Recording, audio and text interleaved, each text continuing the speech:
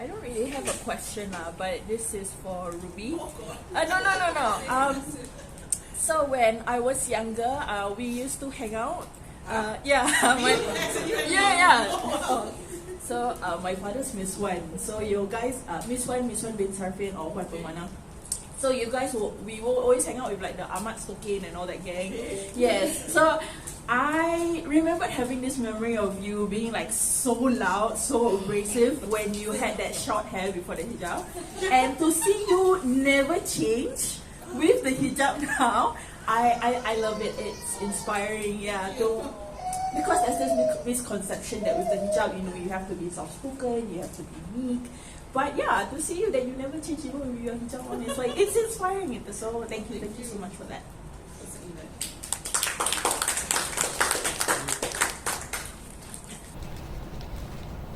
Any other questions?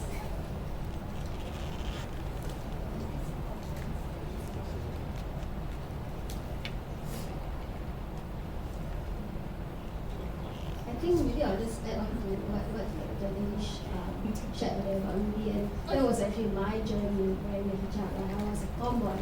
I wore pants only. I hated skirts and dresses. I hated pink.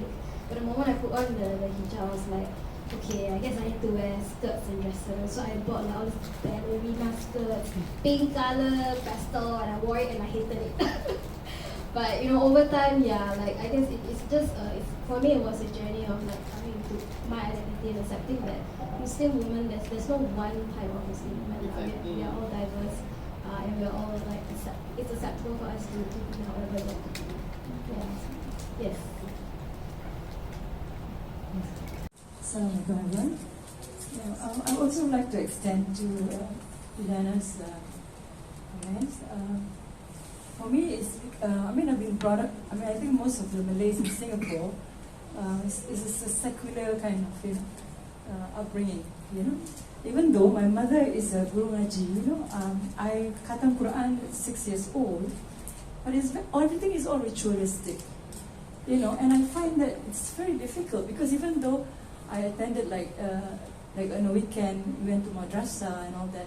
But of course in school, it's a secular school, primary school, secondary school, then I went to poly, then I went to university. So I just feel that all throughout the colleagues that I mix around with, even though they're Malay Muslims, it's all very ritualistic. When you delve deeper, they couldn't answer a lot of my questions too. Even though when I asked my siblings, I'm the only girl, I have 7 brothers. But I'm quite rebellious because even though with that background, and I like music. I love music. I love the arts, and I work in the day. I work as an engineer, and then at night, I sing. I sing in clubs. Yeah, I was a vocalist, and of course my siblings, my mother was not happy, and they say, we were in a haram place. People drink alcohol and all that. But I try to ask them questions, and of course my eldest brother, he really want me to wear the tudung, don the tudung, but I don't understand. So I asked him, are there any scriptures in the Quran that says that you must wear the tudung? Maybe any one of the panelists can answer that question, because after that I became an educator in a secondary school, and then. I'm going to share a very personal thing, and I got married to a lecturer and then a Muslim, and at that time I was very jahil, I was, not wearing, like appropriately as like a Muslim, because as a vocalist at night. But deep down in me, I know that, I always want to have, I don't know, it's like I want to have strengthened my faith, deep down. But then, the irony was I'm married to someone who, we quarrel because I want to wear the tudung, and we fought over it. And then when I went to school, I don't care. I just wore the tudung, and then some of the teachers were asking me, "Were you being oppressed by your husband?" It's the other way around. I'm a Muslim, but a Muslim man doesn't allow me to wear the tudung.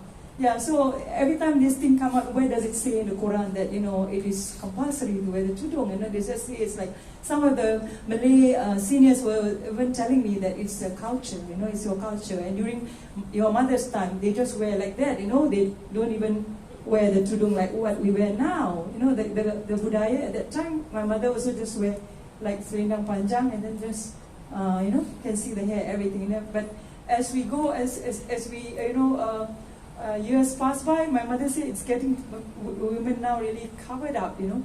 Yeah. So, and then even I have a teacher friend of mine, she wore a tudung for many years, and now recently she took it off. So sometimes I'm still, I mean, like, it's a struggle, like you all say, you know. Yeah. I hope that any one of you can answer that question. Yeah.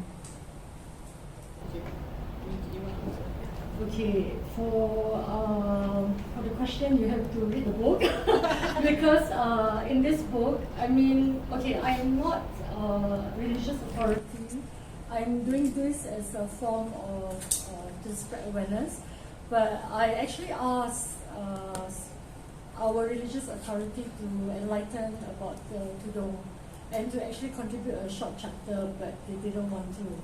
So whatever I wrote here, they don't want to. So I don't know, maybe they don't want to be associated with Hidayah Amin books. But in any case, in the book, what you will see, actually there's a tudung in Singapore, which is about the tudung issue, and the Prime Minister actually addressed the tudung situation during the National Day rally. And also there is about the hijab. What is hijab actually? And there's also in Islam, there's some what the Quran talk about your covering of modesty and essentially about so-called dress codes for women and the hijab revolution. As you rightly pointed out, dulu our in the past our parents, I mean our mothers and grandmothers, this is what they wear, to cover up. Why suddenly, why suddenly, the change? So there's also a write-up about the hijab revolution starting from the 1960s. So you can actually read about it, and hijab in Singapore. And also I've included types of hijab in case for the non-Muslim who wants to know. And of course, the latest one is Fatwa on hijab. Okay, this book is not the definitive book about hijab. Okay, it's not the religious authority or whatever, but basically, we would like to address some issues that even some of our non-Muslim friends would like to know. And as Muslim also, at least we understand a little bit more and be able to answer why. So it's not a definitive book about the hijab. And I also want to share, recently I was telling Professor Tomiko, because he asked me, so what's your next book? And then I said, oh, you'll be surprised, it's about the hijab. Going to be launched next week. And then he made this comment, he said, sometime back in the 1980s, 1970s and 80s, nobody wears the hijab while I was in Singapore. I left Singapore. 30 years later, I came back, everybody wears the hijab. Yeah. So he made that kind of observation. So, so we had the discussion, and I also told him, okay, maybe you can read about it in the book. But again, your points are also quite valid, and maybe I hope this book will, shed some light. It's not the most. I think better if you approach the more religious authority who can enlighten. But I think since nobody is writing about this, so we take it upon ourselves to share our stories as a form of ibadah to everybody. Yeah. Maybe since some of the contributors are here, maybe they like to say a little bit about their relationship with the hijab. Just each one of you. Give you some. I just want to add one thing. You asked for the verses, right? Yes, please. I know the surah and the verse. There are two, 24, 31, 33, 59. Yes, it's in the book, I think. But if in the book. Is it the book? 24, 30 and 24, 31, right? And 33, 59. 59. Yeah. I think can you repeat it again? 24, 31. Chapter 24, verse 31. And chapter 33, verse 59. Chapter 33, verse 59. It talks about covering up. not, you know, you can't find. I'm not sure about the verse because I cannot remember. Not sure the exact word, the term used, but the translation says cover up. Draw their clothes over their bodies. Yeah, so it's here until the believing woman to reduce some of the vision and guard the private parts and not expose the adornment except that which necessarily appears thereof, and to wrap a portion of the head covers over their chest, and not expose the adornment except to their husbands, their fathers, their blah blah blah, until and turn to Allah in repentance, all of you, O believers, that you might succeed. This 24:21. I mean, it's never defining how you wear the hijab. It's never written in this how it should look like. There was the descriptive, like, okay, you can imagine how, knowing that only your face can be seen, your hands can be seen, you know, like when you go to prayers, right? Those are the things that are, I mean, in the Quran there are many hints along the way, like how it should look like, but never like you should wear it like that. And it's actually a blessing because we have so many cultures and all over the world, and everybody wears differently.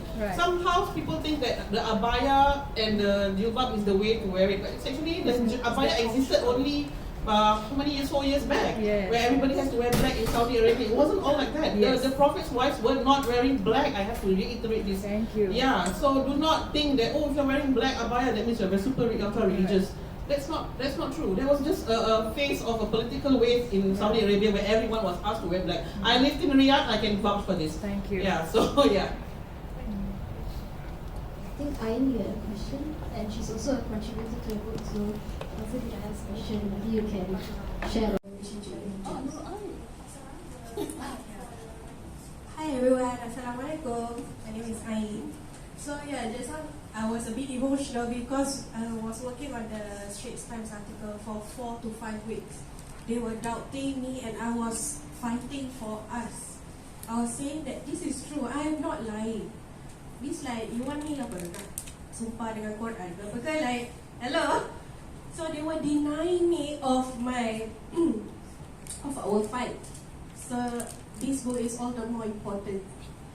I'm still fighting for the article to go out. So Bismillah, hopefully everyone please make dua. It's around 1,500 words. Okay, so my experience was painful because when I was a fresh grad out of Temasek Poly of RMIT, I had employers asking me to take off my tudung in front of me at the job fair. And I was like, why can't you judge me for my intellectual skills, not for the cloth on my head? So, this is our jihad, and jihad has been wrongly understood. This is our jihad, and I will struggle to fight for our own faith in a multi-religious country. So what we can do is to, like what Ruby said, to be sabar, and to keep on fighting and to keep your voices out for our sisters, for our grandchildren, for our future children. This daughter right here, they are waiting for us. They are waiting for our fight. Let's fight for them. Okay, and then I also actually have a question for our beautiful panel. Sorry, Emo. My middle name is Emo. If you had a chance to talk to those who say that the tudung will cause more division in society, especially the one in Singapore, what would you tell them? Like for me, my answer would be, please talk to any of us. We don't have anything in our houses except for lots of food and love. We really don't. This is our religion, that's it. Yeah, what would you say? I don't say I do. So what happened was a few years ago when I came back, I didn't really have many relatives to visit Hari Raya and all that kind. So my first day of Raya, I actually extended it to my non-Muslim friends, and they came over. And you know what they said? I was very shocked actually. All of them had children, around my age, of course they have children. And they said, Ruby, no one has invited me before for Hari Raya. I'm like, what? You've been living in Singapore, multiracial country. Guys, wake up. If you're Singaporeans, do something. This is your call. This is our calling. Right? You want to invite people to Islam. You want people to understand Islam. Then you open your doors and houses to them. Like I say, nothing there but love and food. Correct. So that's what I did. I opened my doors. I invited my friends to eat and see how we live, how we I mean, I don't have anything scary in my house, you know, nothing. No hantu, nothing. So they love it. They love my hospitality. They saw my kindness. They saw my openness. They saw my children. Even the kid was like, "Thank you, auntie." You know what? That kid grew up. He took secondary school. He went to take Malay. I was like, "Wow, thank you. Oh, so sweet of you." And he even asked me like some words. I'm happy that his journey to take Malay in Victoria Secondary, Victoria JC or whatever, started from knowing me. I'm like, that's great. I mean, I exposed him to my culture, to my religion, and that is what we all should do. Play an important, active part as a Muslim.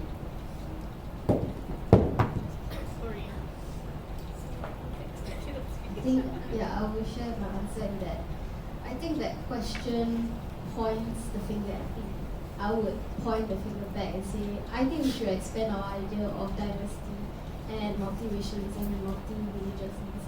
Because I think I grew up in an interfaith family, so my mom's side was originally Christian.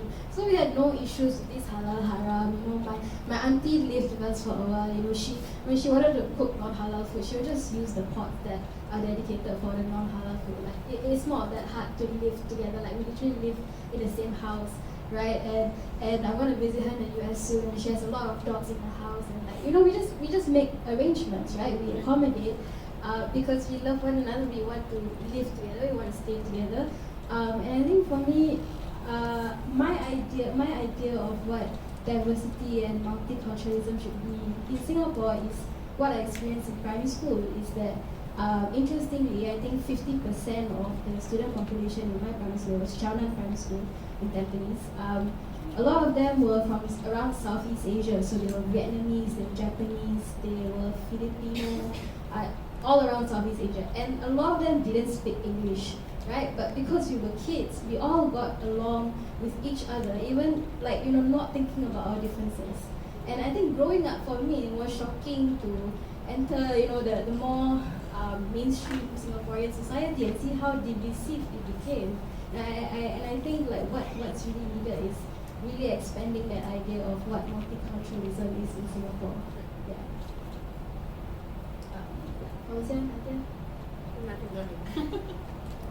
Maybe we can ask Wing. She's one of the non-Muslim contributor about her experience with hijab or hijabis. Thank you very much. My name is Wing. I'm from KL, Malaysia. So I think growing up in a Muslim country, right, we don't really have an issue in that sense, right? But maybe sharing some experiences in that. Way back when I was much younger, during my primary and secondary school days, I always asked my Muslim friends, like, what is this for? Hey, what is this for? And when I was reading the book yesterday, when I saw Marcia's story about her living with her uni mate and ironing the hijab, right, I was like, wow, this is so typical, right? And all the ironing part and how they put it all nicely, especially the tudung bawah. You really need to iron the tudung bawah. Yeah, must iron the tudung bawah. Yeah, so that actually also struck me into thinking, right, and also a question. Were there a lot of questions that is being asked to you, to the panel, right, about why you wear the tudung, why you wear the hijab? Because I know I had a lot of questions. I really asked my friends, like, hey, what is it for? Oh, they explained to me, oh, in Islam, what does it mean, and things like that. I was very curious, yeah, in terms of the religion. And not only just for Islam, but other religions as well, because we're living in a multi-plural society. Yeah? So that question for you. Thank you.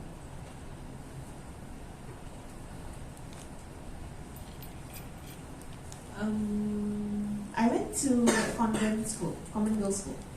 So the Malay Muslims were the minorities, right? It wasn't a problem, of course, and but I think about the hijab, it's not so much about why you wear it, but these questions were much later, like in at work and whatnot.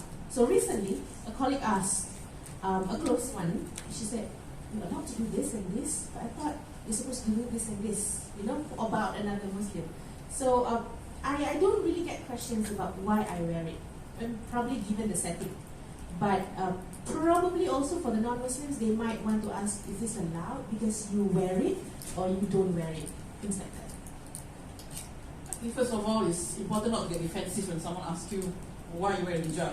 Like, they really don't know.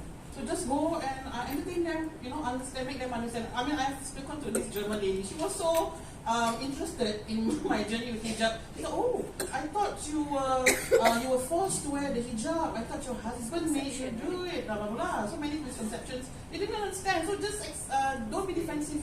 Just find out what they want to know, and then share with them what you know and why your journey. And I told her, when I wear it, I'm aware I'm a Muslim. So that itself stops me from doing a lot of bad things, right? I cannot enter a nightclub, for example, without being conscious about it. Actually, no, can but I mean, don't judge everyone, which is really great. Don't drink only lah.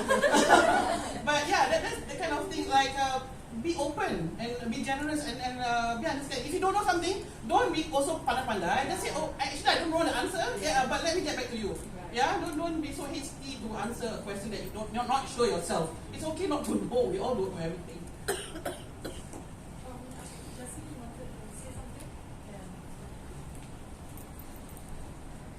Hello everybody. I just want to share, because I think I'm Malaysian, so Nadia and Wing had actually said that in Malaysia we don't have problems in terms of if we want to wear the hijab.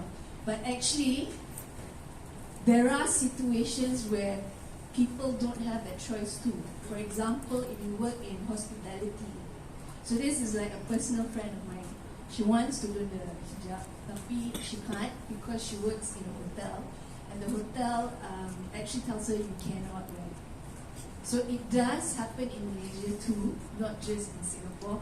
But it's actually very difficult to say, overboard, Malaysia is okay about it because you have a lot of communities that still don't understand in Malaysia what it's all about. Half the time, when you first start wearing the tudung, straight away they label you. If you walk down the street and you are amongst people who probably do not understand about the hijab, they will label you as makcik kampung, straight away, like you say, they think that you don't speak English. Kan? I have experienced it myself. It's like, okay, I'll just play along, play down, down. But also in Malaysia, on the other spectrum, you wear the tudung, suddenly you're like, wow, they give you privileges, I don't know whether you felt that, Nadia. If you go through a roadblock and you wear a tudung and you're a Malay woman, right, you can most likely get away quite easily. There are situations. So at the end of the day, it's about people's perceptions. So I think in Singapore, the problem is the perception, the perception of. So when you were saying you invite people and all that, when you actually get to explain to everybody what it's all about and make them see that it's actually not harmful. What's wrong with nurses wearing tudung? Doesn't make sense. In fact, it's even better. You won't have all this hair dandruff or whatever falling onto patients then. So, perception. How do you change the perception? So I think the book is actually really, really interesting. To me, it's a really good book for not just Singapore but in Malaysia. And rightly so, you included us. Thank you in the book. Because I think as you can see, it also opens up a lot of other questions. Like you were asking, do we really have to wear, the hijab? What it's all about? I'm sure all of us had that questions in us, and I struggled with that question until today. I think it will spark a lot of conversations. But the most important conversation is the fact that minorities' belief is not actually seen as something that they should care for. And I think that is the most important thing about this book. Eventually, it's not just about the hijab. It could be minority belief about something else by another group of people.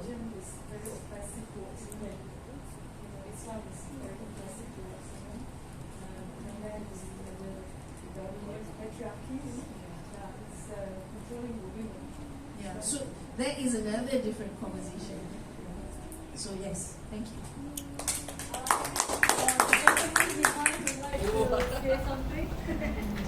I'm sure all of you recognize him. Hello, hi, I'm Art Fazil, troublemaker. Just to point out, I mean, the whole concept of hijab is actually modest dressing, isn't it? Huh? So modest dressing is not exclusive to Islam, isn't it? You take the camera back 100 years back, the women in Europe were covering their heads, and the women of India till today still cover their heads, and also in Africa. So it's not exclusively an Islamic issue in the sense of modest dressing. It's colonization. When the colonizers came, they came with this idea of liberating. So that's why they say, oh, liberate your women by not donning the hijab. You look back at the museum pieces, there were all these cloths that were for hijab. Up to even the Prophet's daughter, I think, Sayyidina Fatima's hijab in Topkapi Museum, if I'm not wrong. So I think you have to look at it also from, not just from an Islamic perspective, but also from a very kind of a global political kind of understanding of how things are. It's all about colonization. When you and trying to colonize someone, you remove their indigenous outfit, their traditional way of life. So as we are looking now, what's going on in the Middle East, it's actually removing the indigenous people of the land, right? So and I think in Singapore, it's well from a male's perspective anyway. My parents, my mom, my aunties never had any problem. And then my heart was quite relieved. One day I was walking around my neighborhood and this shop, not a Muslim-owned shop. They were selling all these blouses and all that, and they were selling also the tudung. So on the other hand, it's also about marketing, like we're talking about abaya. Some of the way that people dress now is because of trade. Religion is also spread by trade. So people's outfit is also defined or designed by trade as well. So if you get a lot of the stuff that I see is from Dubai, designed by probably Indian or Pakistanis, not Arabs. So it's not an exclusively thing that is Muslim. Like nuns still wear the hijab. I mean, like the head covering, So I think we have to look at it from that kind of perspective as well, and not to be seen as just kind of a victim point of view, like we have been oppressed. I mean, none of my aunties or even my grandmother were asked to wear the hijab. They just put it on, right? I don't think. In fact, I've heard some men asking their wives to take the hijab off. So it's not about oppression or about controlling. It's just about choice. I think I've said enough. Thank you. Maybe I'll just like to add a little bit of my experience. So I was in Jerusalem, and I told myself when I'm there, I want to put on the hijab. So all throughout my stay, I think with Nabila, right, we went to Jerusalem, so I put on the hijab. So I told them with some girls, I want to go to the Wailing Wall, but they will say, no, Hidayah, we're just too tired. We're just gonna have coffee here. You just go on your own. Because as you know, there's a lot of restrictions. We want to go to Masjid Al-Aqsa. In fact, Nabila and myself, we were so prepared. Okay, if there's an attack, right, this is what we're gonna do. Okay, we cannot be separated. So we were, and at one time, the Israeli soldiers were actually checking every single thing for our bag. So the girls decided, you know what, enough. You just go alone and you're on your own. So when I went to the Wailing Wall and I was in hijab and I wore like a long dress, and then there's this Jewish woman came up to me and actually asked me to pray with her. So I was actually quite shocked. Then I look at her, then I look at myself, we look alike. So no wonder she asked me to pray with them, because she thought that, and how we dress are the same. So it was quite, so I was like telling her, oh no, and that time I could speak a little bit of Hebrew, so I was like giving excuses. Oh no, I'm waiting for my friend first. Are you working? Oh, don't worry, we will wait for you, come pray with us. Because she really thought that I'm not Muslim, and just by the way I dress also. But she knows that I'm like foreigner, but she invited me to pray with her. So when you look at when I look at how they dress, they also cover. They look exactly like, I could say they look like Muslim. Like just as they look at me like, I'm Jewish to her. Yeah, so that's my little experience. How about the rest of the other contributors? You want to say something? Are you happy with this book? Any one of you? In fact, I do not know a lot of you. When I read this book, a lot of times I like teared, and I feel as though I feel so close to all of you, and I feel that I know you through your stories. So, thank you for giving me the opportunity to feature your stories in the book also. Yeah. Dania was my first intern. Nabila was next. And yet, anybody else? I know Dania, you contributed. And I think if you read the story, also the same story about workplace, and then I think she realized that actually rezeki is not in your employer's hand. That was the takeaway, like it's actually in God's hand. So why am I worried that I'll lose this job because I'm not allowed to wear the hijab? So that was the takeaway that I read from your story. How about the rest of you? Are you shy to share, or you want us to read your story? Any comments? So who are you sending these books to? Okay. Oh, my question is, who will be getting these books? Will be getting at major bookstores and any specific recipients? Okay, so we will put these books in Singapore, Malaysia, and also in fact, we have sent a copy of this book to all the mosques in Singapore so that the Jamaah can read. And we have sent to all the Malay Muslim organizations. We have sent to Mu'is, of course. And we have sent to all the Malay MPs, past and present in Singapore. I know, I mean, some people think it's a rebellious part of me, but I think it all, because this book started from that debate in Parliament. So, and I think we should know that, hey, we are here listening. And I think you should listen to the voices of the ground and not debate among yourself, especially the men, not wearing hijab. Anybody want to say something? Because we need to close off this session. Yes, Harudin, I know you are like urging to say something. Come on. The uncle of Sarah's Kushari. Thanks, Hidayah. You read my mind somehow. Well, first of all, congratulations to you and the brilliant writers who have contributed to this very important compendium. I think in a country like Singapore, we have a lot of boundaries that we want to push. But what this book is about is not about pushing boundaries, but about understanding boundaries first, which is why I think it is brilliant. Because most of the time, we always want to push boundaries, push. But sometimes we forget that we have to understand them first before we push them.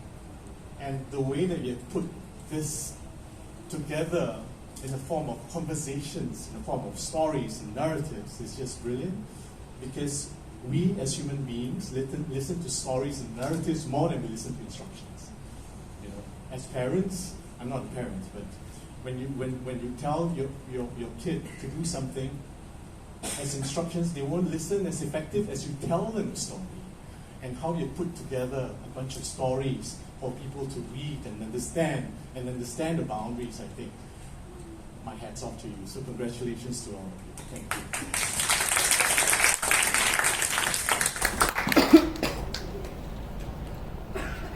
Anybody else? So actually I was, I didn't think this book would come out. I didn't think I would get a slot at SWF because books like this, religious in nature, a little bit is quite sensitive, yeah. And initially I just sent the stories, I didn't send them the timeline because politically sensitive. Then they asked me, only this? Then I'm like, okay, I'll just send them everything. So when they gave us a slot, I was, okay, now I must quickly design the book. So it was a bit of a rush. But when I was doing this book, I think I was talking to Ayn because she also was working on the Street Step article as well. And then I was telling her, I love writing all my books. I put in a lot of effort in all my books. I hope the readers can see that. But this book gives me so much joy. Nice quality. This book gave me so much joy, and I told Ayn, I don't know, I mean, I'm a non-hijabi. Inshallah, I hope I will wear. Amen. So when you see, it takes a non-hijabi to write a book about the hijab. You know, when the hijabis in Hollywood don't even say anything about it. And I told her that when I'm doing this book, and it gives me a lot of pleasure, and I feel that inshallah this book will bring lots of blessings to people. Because the joy that I feel when I was doing it is different from when I was doing book like Kampung Glam, you know. I mean, those are important books as well. But somehow this 150-page book, and every time I look, you know, at all your gorgeous faces in hijab, and all your wonderful stories, it makes me feel that I'm actually a coward. I think one of the reasons why I hesitated wearing the hijab was I'm not as brave as all of you. I'm scared of rejection. I'm scared of how people perceive me. I'm scared of lost opportunities. I'm scared of a lot of things. But you all are not. So you all are my inspiration.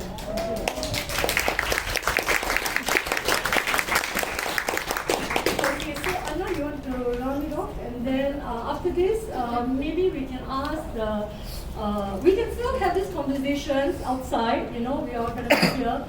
Later, all the contributors of the book, maybe we can take a picture together. Okay, for Berita Harian article. My photography. Yeah, professional photography. So, Anna, yeah, maybe you're...